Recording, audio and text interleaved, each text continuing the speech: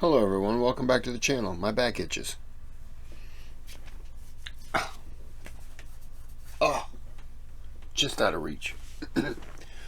So, this is World War Z, the Russo-Japanese War, 1904-1905. I was looking for the Dogger Bank. Did I say Donger? It was the one. I apologize, Panda. You had said it, and I couldn't find anything, so I punched it in and I just typed Russo-Japanese War, and it came up with this. So I don't know how this is going to be, but it is what it is. I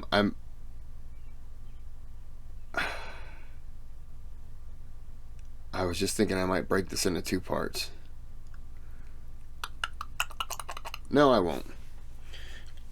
Nope, I won't. I'm just going to go ahead and do one video. You don't care about any of that. It's just...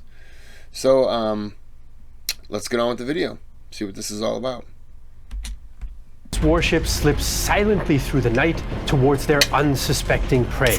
The Pacific Fleet is at anchor, not realizing that Japan is about to launch a sneak attack to wipe out their main naval base and expand Japan's influence in Asia. But it's not 1941, it's 1904, and the fleet in danger is Russian. The war that is about to break out will see dramatic sieges, the largest land battle in history up to that time, machine guns and modern artillery slaughter thousands, and one of the most crushing naval victories of all time. Japan will be vaulted to great power status, while Russia will quake with revolution. It's World War Z, the Russo-Japanese War.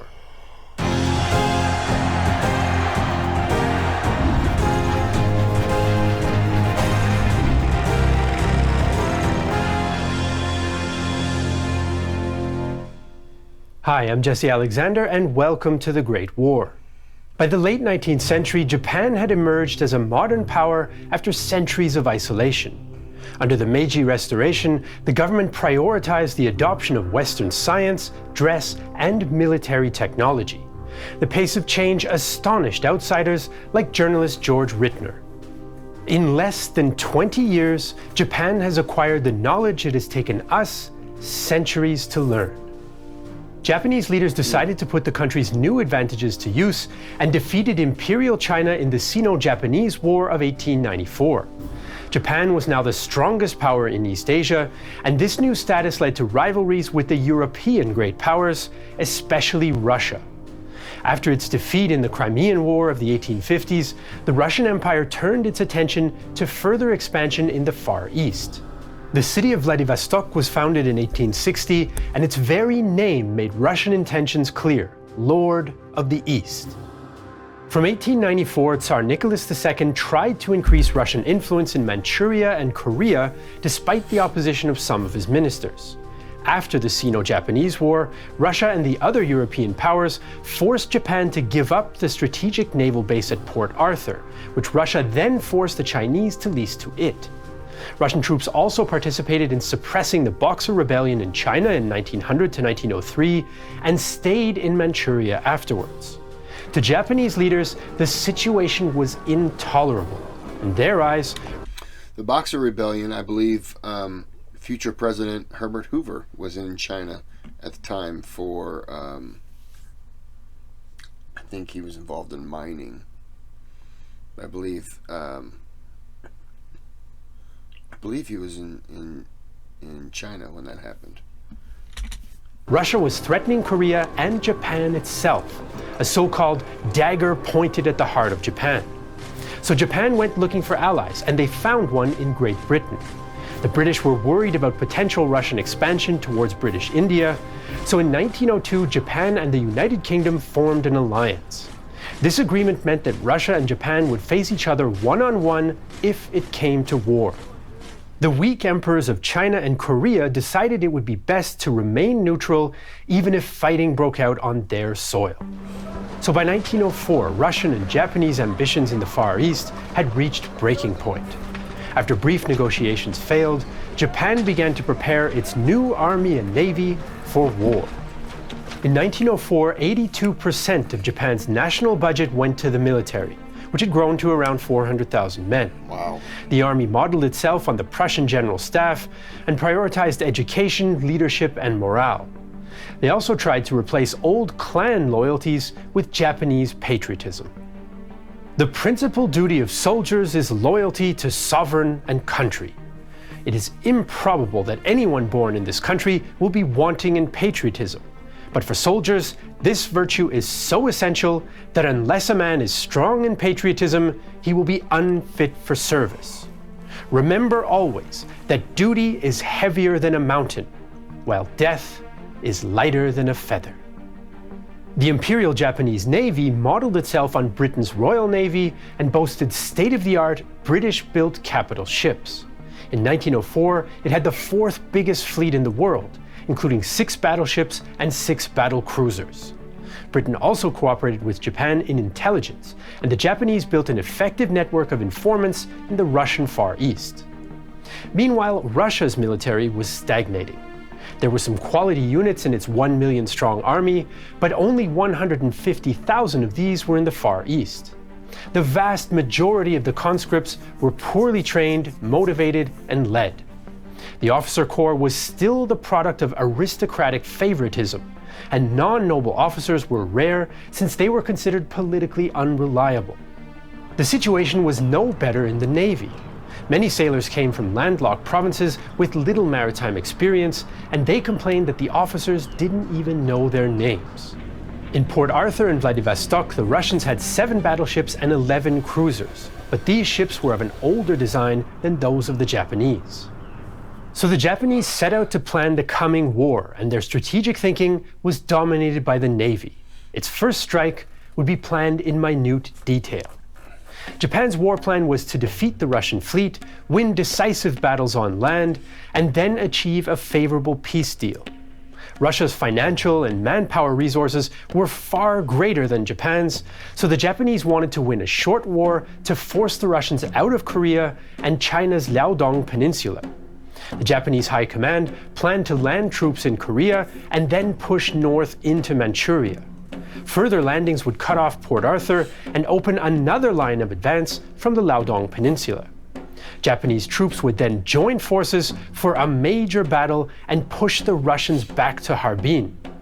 The Japanese hoped that at that point, the United States would intervene diplomatically and broker a peace treaty. But for any of this to work, Japan's maritime supply and logistical routes must be secured.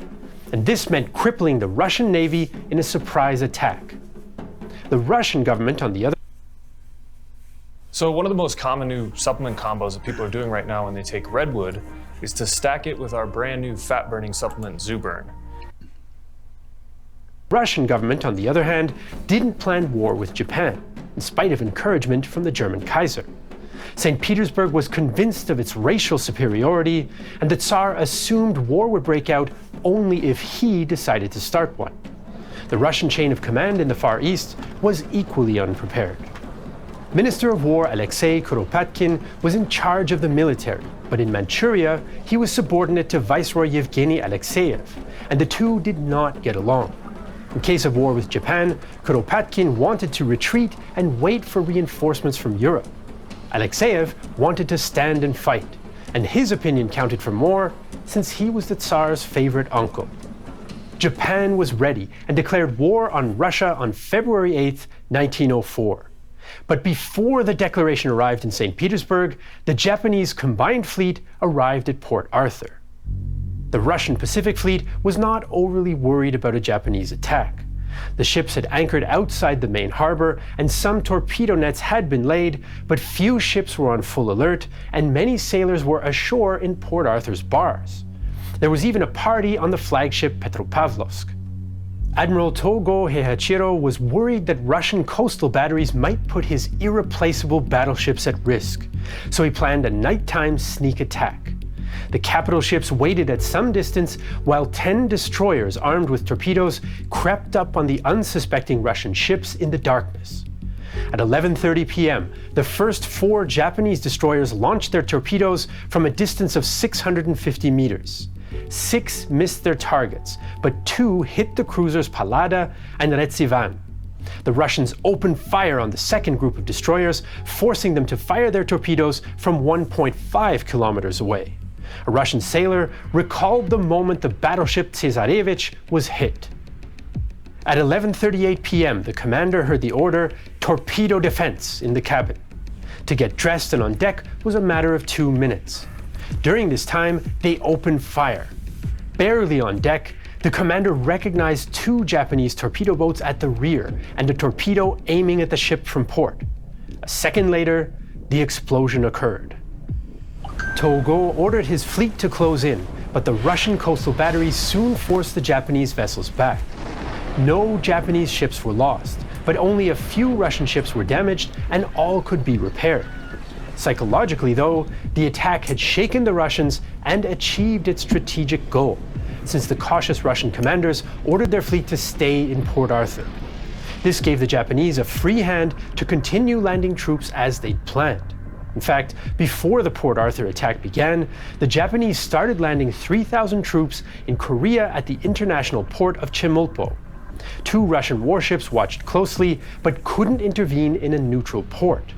Eventually, in contravention of international law, the Japanese told the Russian ships they had to leave the harbor or face destruction. The Russians faced impossible odds, but hoisted their battle flags and engaged the Japanese. British Captain Lewis Bailey witnessed the scene. Here were 694 Russian officers and men going to almost certain death, for no one expected them, or at any rate many of them, to survive the most unequal conflict. And yet, they had their bands playing and were cheering, and their cheers were heartily returned by about 400 British officers and men, who felt very sorry for them, and admired their pluck in giving battle. The waiting Japanese defeated the Russians in the Battle of Chemulpo Bay, and the Russian commanders scuttled their own ships. The Russo-Japanese War began at sea, but without a decisive engagement. Instead, the focus of the war now shifted to the land. The Japanese First Army landed 42,000 men in Korea and had planned to land more at Dalny to cut off Port Arthur. For the additional landing, First Army would have to push back the 19,000 men of the Russian Eastern Detachment along the Yalu and Ai rivers. The first clashes pitted Russian Cossacks against the Japanese in wintry conditions. Despite the Cossacks' fierce reputation, military translator Usa Ogihiko was unimpressed. The Cossack army is an army in name only. In fact, they are nothing more than trick riders. There are several 100,000 Cossacks, but if all of them were to come together, what would they be able to do? They are useless soldiers in a war. The fast-flowing Yalu River was a natural defensive position. The Cossacks, from kind of what I remember, they did pretty good in the Napoleonic Wars, but obviously not the same people in those wars. It's the same group, but I'm sorry I haven't been pausing a lot. I don't know anything about this, so I'm enjoying it. But the Russian chain of command was disorganized. Kuropatkin ordered local commander General Mikhail Zasulich to retreat if attacked, while Alexeyev told him to stand firm. Zasulich chose to stay and fight. The Japanese dug artillery pits to hide their guns, and scouts disguised as Korean fishermen reconnoitered Russian positions. The Russians, on the other hand, moved around openly and didn't camouflage their large artillery carriages. Japanese engineers also built a large bridge in plain sight of the Russian artillerymen, who opened fire and exposed their gun positions even further. Japanese counter-battery fire from concealed guns then knocked out many Russian positions before the main attack began. Zasulich expected the Japanese to attack near the wide, shallow mouth of the river within range of their naval guns. Instead, the Japanese used what would become a common tactic in the war. The 12th Division crossed the Yalu quite some distance from the Russian flank. Zasulich thought that this was a feint and held his position, which allowed the 12th Division to capture the high ground and cross the Ai River after fierce fighting.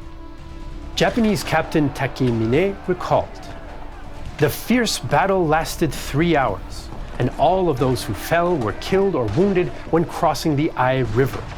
It is said that the soldiers, standing in the midst of the smoke and bullets, were in high spirits, and with a vigor that could never be seen in ordinary training, they chanted military songs in one voice and kept pace as they advanced. All is as it should be."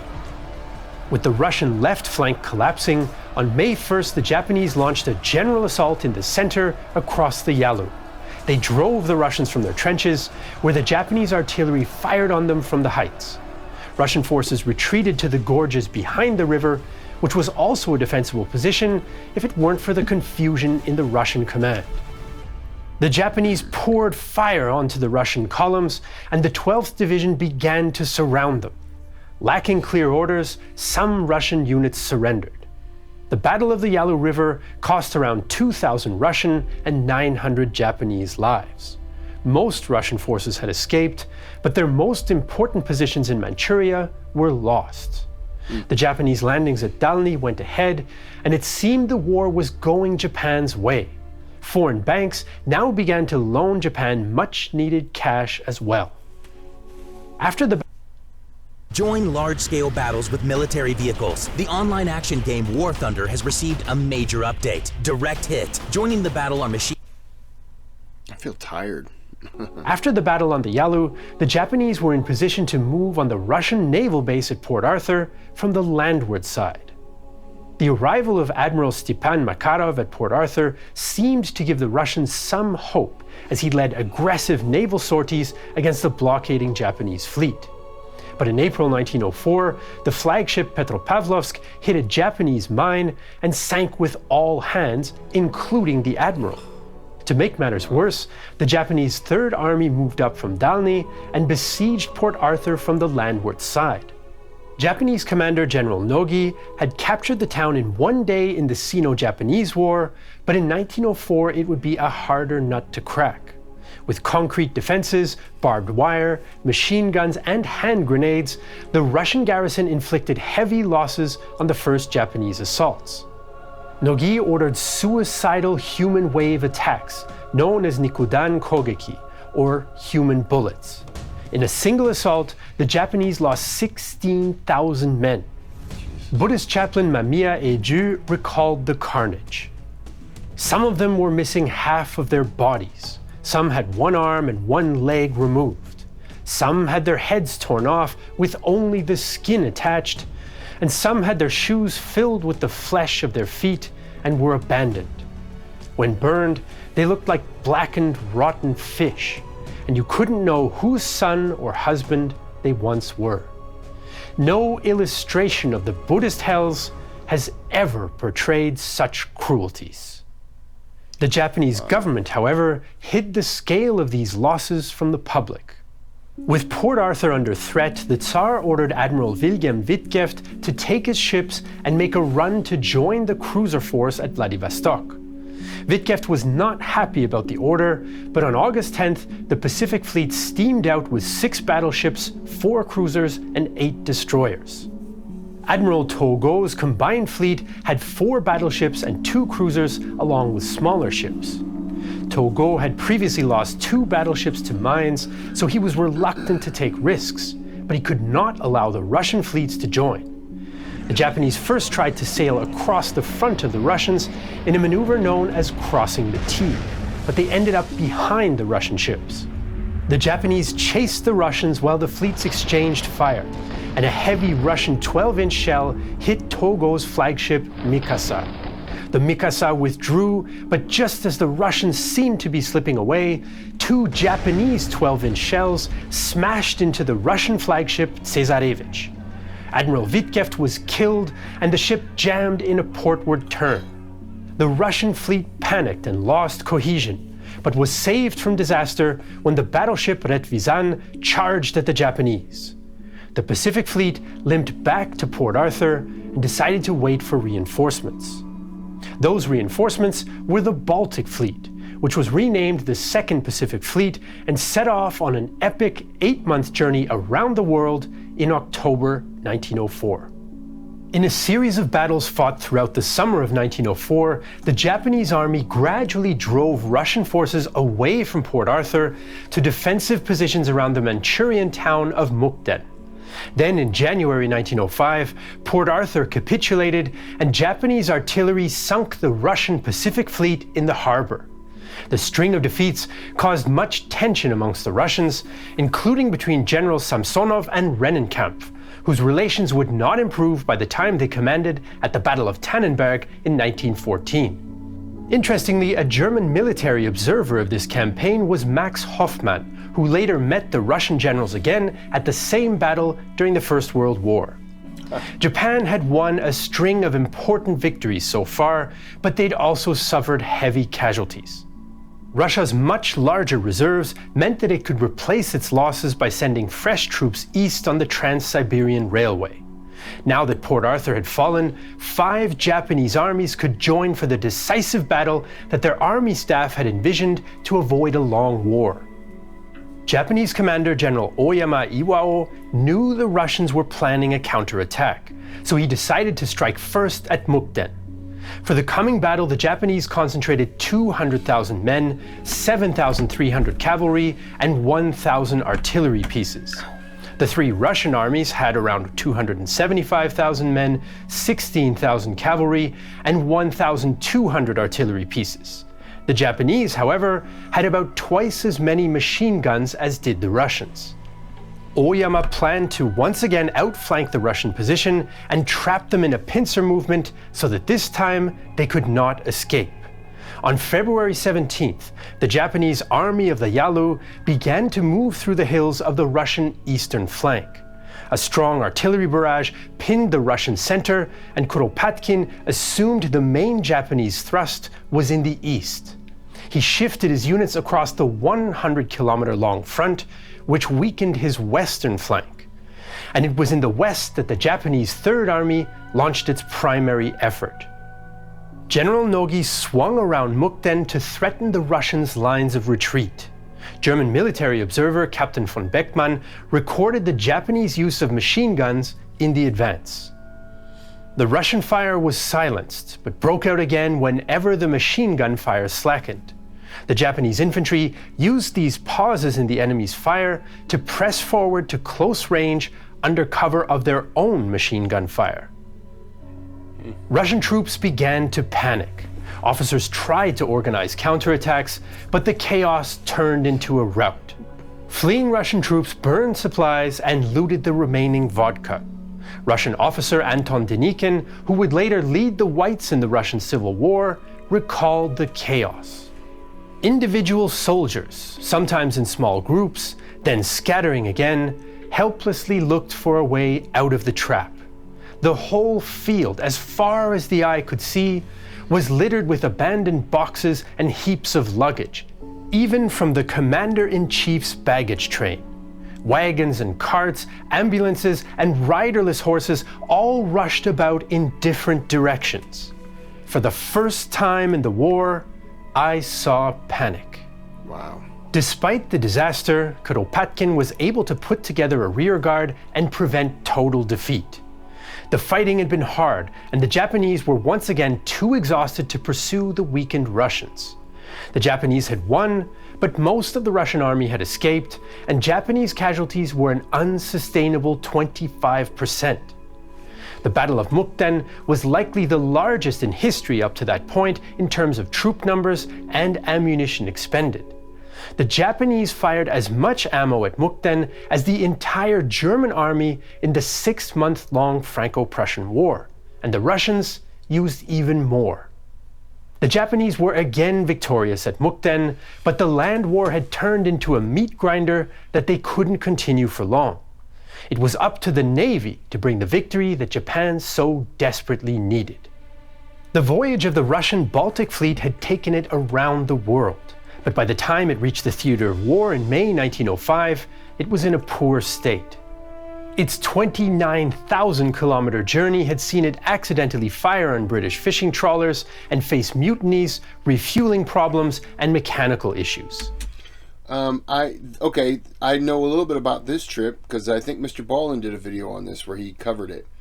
And yeah, that was crazy. The fact that they even made it there was ridiculous. They fired on their own ships, and that was quite a humorous story. That I kind of remember.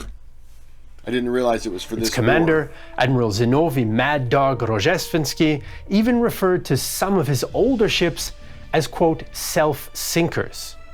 The Japanese fleet was well informed of the Russians' journey and used the time to make repairs and train. Admiral Togo planned to ambush the Russian ships as they passed through the 50-kilometer-wide Tsushima Strait on their way to Vladivostok. Torpedo boats would harass the Russians at night, and the main Japanese fleet would strike the next day. When the Japanese sighted the Russian fleet early on May 27th, the sea was too rough for torpedo boats, so it would be an all-or-nothing attack with the main fleet. That afternoon, the Japanese fleet centered on 4 battleships, 8 armored cruisers, and 4 protected cruisers, crossed in front of the Russian force, led by 8 battleships and 10 cruisers, and performed a bold U-turn on its port side. For Admiral Akiyama Saneyuki, this was the culmination of years of preparation. The Navy had been built up through many years of painstaking work, but it all came to a head in a mere 30-minute maneuver. The decade I spent training in tactics and strategy was also all for the sake of those 30 minutes. It could not have happened without a decade of preparation, so we could think of it as a decade-long war. Wow. The Japanese ships steamed obliquely towards the leading Russian vessels and opened fire on the battleships. Both sides scored hits, and the Mikasa was badly hit. The Russians had the heavier guns, but the Japanese had a superior rate of fire and better fire control.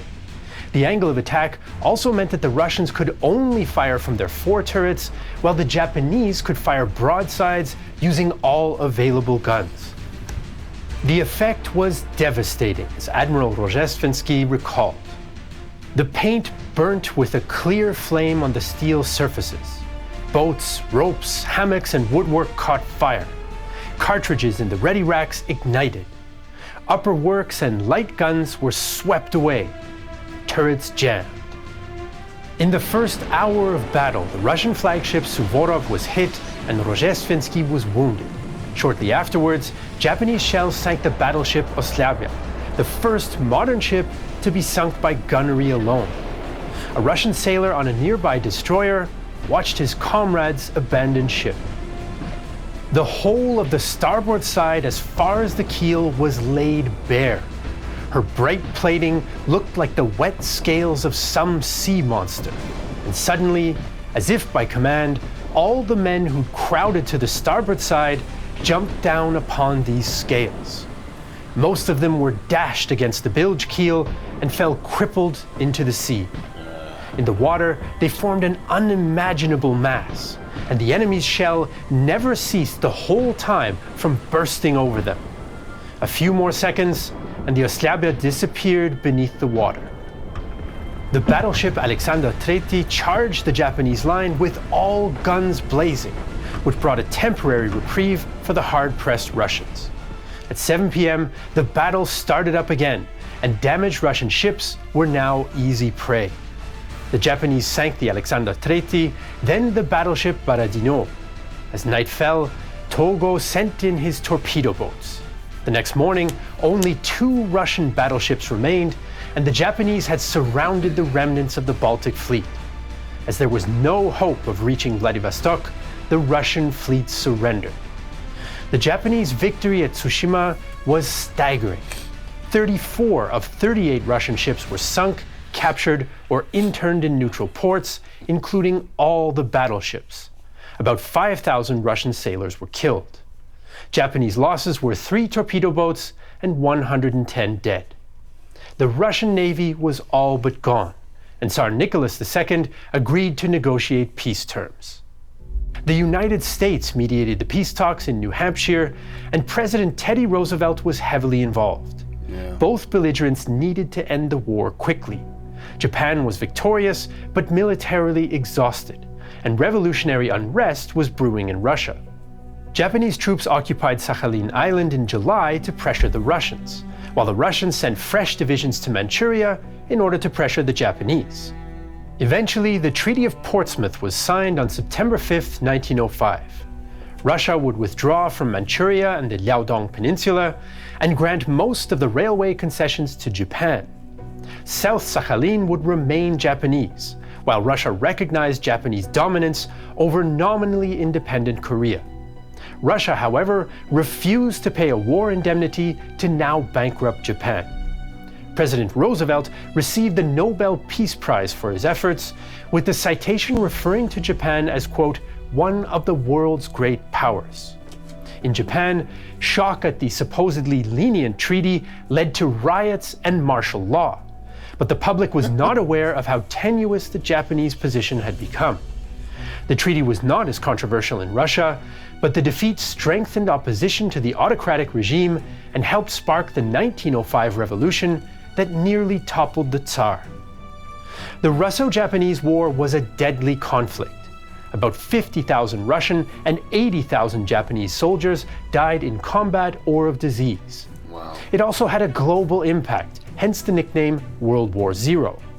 Colonized peoples took inspiration from the defeat of a European power, while Western military observers noted the destructive power of modern weapons like the machine gun.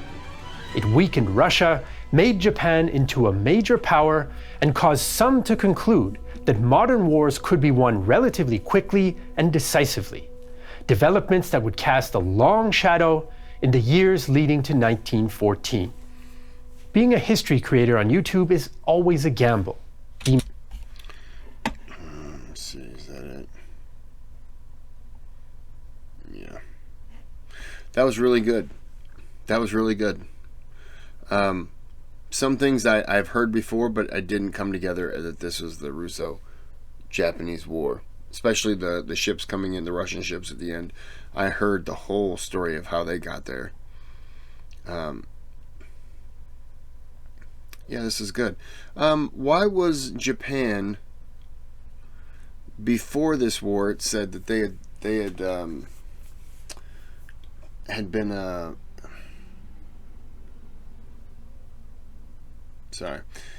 truck. They had been what's the word? It's not coming to me because of the alcohol. Not confined, but they man, this is gonna bug me. But they didn't go out, like they weren't out, they stayed to themselves, and then they decided to go out. Was it an attempt to expand, to get some stuff? I'm curious as to that. Anyways, I'm going to end this here. This is a good video. I apologize, but I am extremely tired right now. It's been a long day, and the alcohol doesn't help. So I'm going to end this here. This is a good video, and I appreciate it. So I believe this is Panda. But anyways, have a good day, have a good night.